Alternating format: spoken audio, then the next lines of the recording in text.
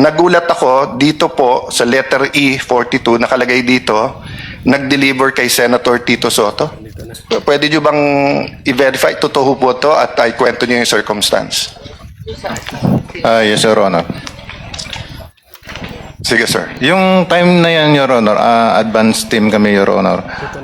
Nauna kami sa area kasi in-advise na kami ng team leader namin na mag-proceed na sa building ni Tito Soto sa Baclaran. So, after lunch, nandun na po kami aboard. Ngayon, nag-aantay kami na dumating sila ni Boss Saldi. Hello, na dumating sila. Ngayon, na okay na yung area, nariko na namin. Pagdating nila, na ako nag-guide po doon sa baba. Parang may basement sa gilid po.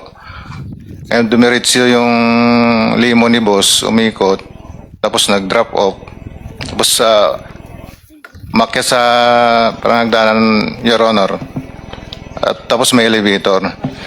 Kasama niya po si A.A. Mark, saka si Paul, saka yung ISO niya po nga si Police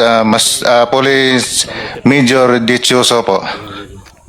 Tapos noon, pasakay siya sa elevator, may pagbukas ng elevator, may nagsalubong po doon. Sumakay sila.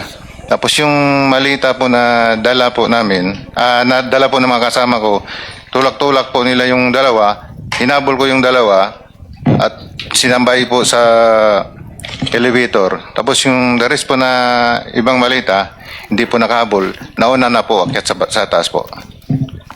Anong dineliver nyo? Pera? Pera po. Alam mo magkano? Large po, malaki. Large. Ang large usually, ang laman ay... 40 to 70 po. so, ilan ang dineliver? 40 to 70 po yung... So, isang laman. maleta lang. 5 po, 5. 5 maleta na Opo. tig 40. Yes, Your Honor. Yeah. So, more or less, kailan to? Again, Your Honor. More or less, kailan? When? Year 2024 po, bago mag... Campaign period. Yes po. Okay.